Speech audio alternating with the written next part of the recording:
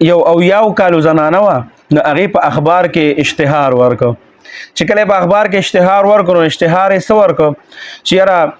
ما ته د رشتې ضرورت دی، او که څوک ما سره رشته کول غواړي نو لاندې خپله پته ولیکله، او هغې کې ولیکل چې په دې پته باندې ما ته خط راولېږئ. دا په اخبار کې دا اشتهار ورکړ. نو هغه په تمه وه غریبه، او یا کاله عمر یې او یا کالو خو بیا ځان له بوډۍ ښځه یې عمر یې خوړلي. څه وخت پس چې کوم دی نو د هغې کور ته یو خط راغی. چې کله خط راغی نو په هغه خط کې لیکلي وو چې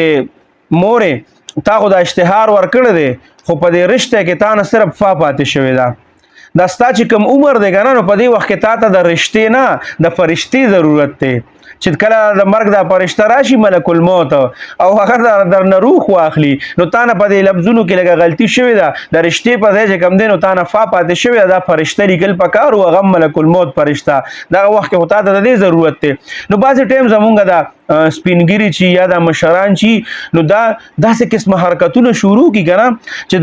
دا کشران هم ورته حیران شي چې یا خدای پاکه زه په ځوانۍ کې دا کار نه کوم. او که تاسو په دې سوشل میډیا باندې وګورئ دا سپینګیري ښه غټې غټې ګیرې ښکلې سپینګیري بهترین، ته چې ورته ګورې او ټوپۍ دې ورته په سر کړه او پټکې دې ورته ووهه که نه، نو زما یقین دا دی چې خلک به وایي چې یاره بیت مې ترې وکړی، او خلک وایي چې یاره بس دته خو ما صرف خدمت کولې. خو چې ته د هغې کارنامې وګورې که نه، نو حیران به نو بعضې ټایم کې داسې د بوډاګانو نه هم داسې کار یو وشي چې ته به حیران شي، او دا نوجوانان هم ورته حیران شي چې داسې کارونه خو مونږ هم په دې ځوانۍ کې نه دي کړی لکه دا بوډاګان چې کوي.